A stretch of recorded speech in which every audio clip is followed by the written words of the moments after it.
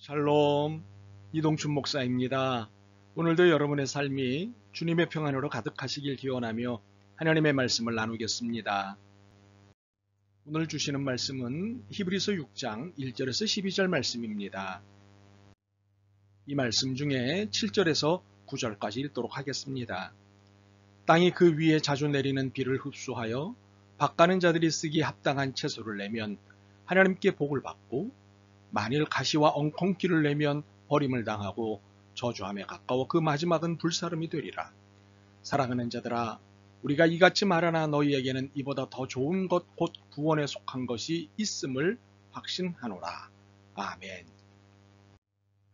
히브리서 6장 1절에서 12절 말씀을 본문으로 히브리서 강의 11번째 시간, 은혜의 땅에 가시덤불과 엉겅퀴를 내지 않기를 이라는 제목으로 말씀을 나누도록 하겠습니다. 오래전부터 계획한 휴일이 왔습니다. 그래서 며칠 전부터 즐겁게 준비한 먹거리와 놀거리를 챙겼습니다. 그리고 신나는 노래를 부르며 출발했습니다. 너무 좋아서 흥분된 상태였습니다. 목적지는 3시간 정도 걸리는 거리였습니다. 그런데 전 국민이 휴일을 나들이로 계획했는지 길이 꽉 막히는 것 아닙니까? 길에서 2시간쯤 참던 남편이 소리를 꽥 찌릅니다. 젠장, 집에 가자! 애굽의 노예로 살던 히브리인들이 천신만고 끝에 해방을 맞고 자유인이 되었습니다. 수백 년의 노예 생활에서 해방됐으니 얼마나 감격스럽겠습니까? 감사와 찬양으로 자유인의 삶을 시작했습니다. 그런데 어느 날부터 불평이 나타나기 시작했습니다. 물도 넉넉지 않고 음식도 시원치 않고 주거 환경도 열악하고 등등 자신들의 처지에 불만을 내보였습니다. 안타깝게도 이들은 끔찍한 말을 해버리고 말았습니다. 이집트로 돌아가자! 이 두 이야기에서 공통으로 느끼는 감정은 안타깝고 아쉽다는 것입니다. 오늘 본문은 이런 감정을 담은 우리가 어떻게 신앙생활을 해야 옳은지를 안내합니다. 히브리서 기자가 상대하고 있는 대상은 비그리스도인이 아닙니다.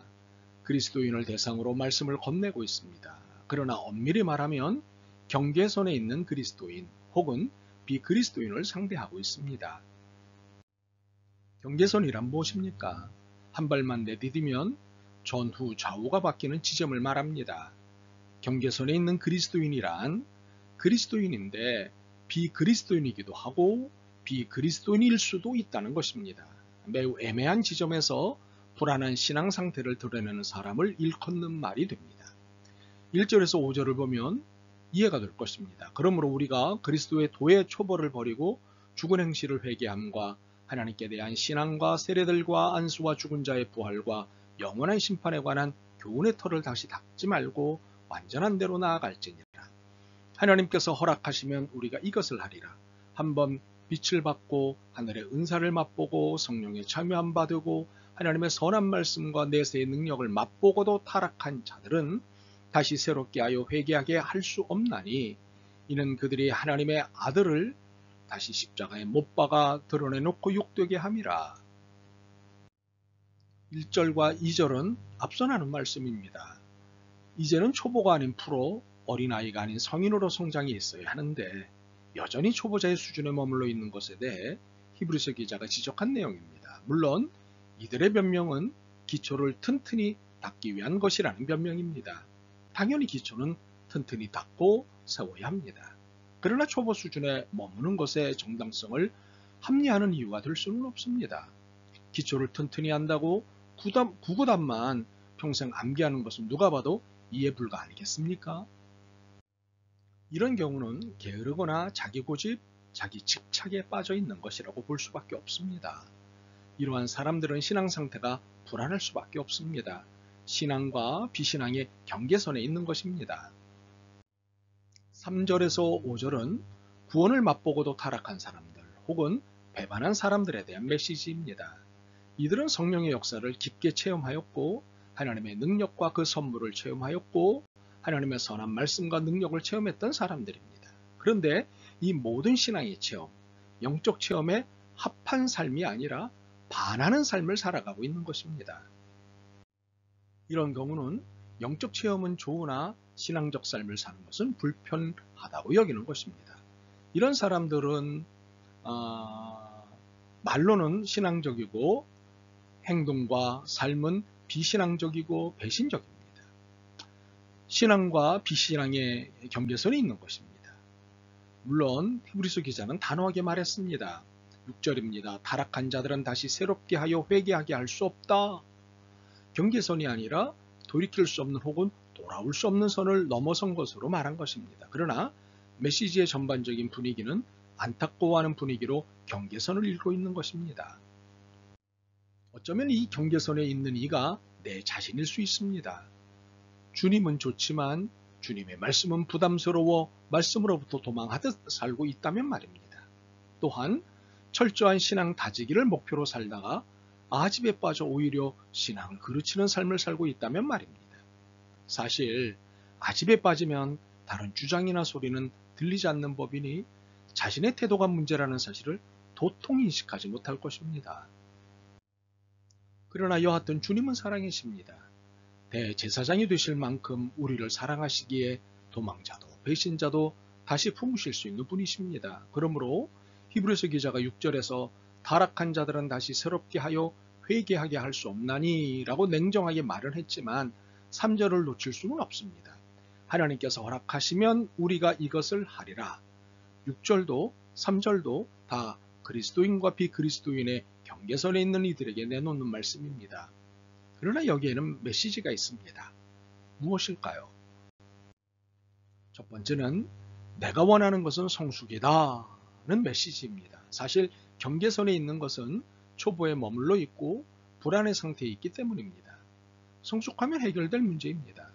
성숙하면 불안도 불평도 덜 갖게 될 것입니다. 성숙한 신앙인은 상황과 환경을 보지 않고 하나님의 역사를 봅니다. 이 세상에서 그분의 이야기를 봅니다. 그러므로 성숙을 위한 수고를 해야 합니다. 두 번째는 내가 너를 잊지 않고 있다는 메시지입니다. 우리들의 불안의 원천은 하나님의 태도입니다. 도움을 청했는데 아무런 역사도 일어나지 않을 때 과연 하나님은 내 곁에 계시는가? 라는 의문에서부터 하나님은 과연 계시는가에 대한 의심에 이르기까지 다양한 불안의 태도를 가지게 됩니다. 사실 이것을 이해할 수는 있습니다. 루터의 제1신학에서 표현하다시피 하나님은 자주 숨으신 하나님 혹은 숨겨진 하나님이시기 때문입니다. 자신을 은폐시키시는 하나님 때문에 하나님의 출현을 기대하는 사람들에게는 불안이 올 수 있습니다. 충분히 이해가 됩니다. 그러나 숨으신 하나님은 진노의 여부를 놓고 괴로워하시는 사랑입니다. 경계선을 넘어 배신한 이들도 포함된 진노인데 이를 어찌해야 하나 하는 사랑 때문에 자신을 숨기시는 것입니다. 진노의 대상인 우리를 사랑하시기 때문에 아프신 하나님이십니다. 그러므로 주님은 이 불안을 안고 사는 이들을 향해 내가 너를 잊지 않고 있다고 말씀하십니다. 10절입니다. 하나님은 불의하지 아니하사 너희 행위와 그의 이름을 위하여 나타낸 사랑으로 이미 성도를 섬긴 것과 이제도 섬기고 있는 것을 잊어버리지 아니하시느니라. 세 번째는요. 너희들에게서 누구도 예외 없는 동일한 열정과 성실을 보고 싶다는 메시지입니다. 11절과 12절을 봅니다. 우리가 간절히 원하는 것은 너희 각 사람이 동일한 부지런함을 나타내어 끝까지 소망의 풍성함에 이르러 게으르지 아니하고 믿음과 오래 참음으로 말미암아 약속들을 기업으로 받는 자들을 본받는 자 되게 하려는 것이니라. 히브리서 기자는 주님의 마음에 제일 중요한 핵심을 찔러냈습니다. 누구도 예외 없는 입니다. 주님은 누구에게도 편견을 갖고 계시지 않는다는 것입니다. 당연히 편애도 없으십니다. 모두가 소중하고 사랑스러우신 것입니다. 그러나 태어난 약자와 만들어진 약자에 대해서는 그가 누구든 편애가 아닌 더 품으심을 취하십니다. 그렇기 때문에 우리 모두에게 같은 기대도 하십니다. 너희 모두에게서 동일한 열정과 성실을 보고 싶다. 그렇다면 어떤 열정과 성실을 보고 싶으신 것일까요? 소망의 풍성함을 누리는 삶, 약속을 기업으로 받는 삶을 위한 열정과 성실입니다. 하나님 나라를 소망하며 그 약속을 붙잡고 그 나라를 실현하기 위해 열정과 성실로 수고하는 것을 말합니다. 지금까지 설명드린 이 긴 내용에는 핵심이 있습니다. 무엇일까요? 은혜의 땅에 가시덤불과 엉겅퀴를 내지 말라는 말씀입니다. 7절 8절입니다. 땅이 그 위에 자주 내리는 비를 흡수하여 밭가는 자들이 쓰기에 합당한 채소를 내면 하나님께 복을 받고, 만일 가시와 엉겅퀴를 내면 버림을 당하고 저주함에 가까워 그 마지막은 불사름이 되리라. 하나님이 우리에게 주고 싶으신 것은 복입니다. 은혜입니다. 저주와 불사름이 아닙니다. 그러니 은혜의 땅에서 경계선으로 가지 마시라는 것입니다. 경계선을 넘어 배신의 땅으로 가지 마시라는 것입니다. 은혜의 땅에 가시덤불과 엉겅퀴를 내지 마시라는 겁니다. 코로나19가 시작되면서 하나님은 자신을 유난히 은폐하시는 듯합니다. 참 슬픕니다. 이는 분명 우리가 경계선에 혹은 배신의 땅으로 넘어갔기 때문인 것 같습니다. 우리가 너무 하나님을 아프시게 해드리는 것 같습니다. 6절입니다. 하나님의 아들을 다시 십자가에 못 박아 드러내놓고 욕되게. 우리의 기도 속에 더 많은 눈물이 필요할 것 같습니다. 우리의 기도에 더 많은 참회가 필요한 것 같습니다.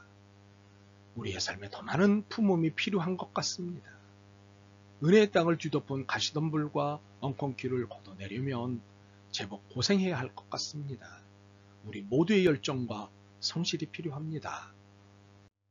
다시는 하나님 나라로 가는 이 길에서 애굽으로 뒤돌아가자고, 옛집으로 가자고 하지 않길 바랍니다.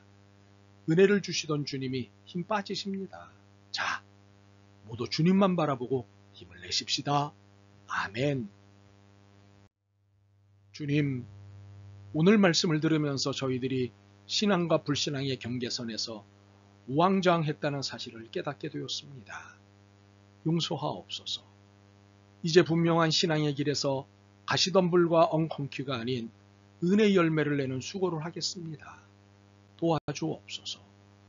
예수 그리스도의 이름으로 기도드립니다. 아멘. 오늘도 여러분의 믿음과 삶을 응원합니다. 사랑합니다.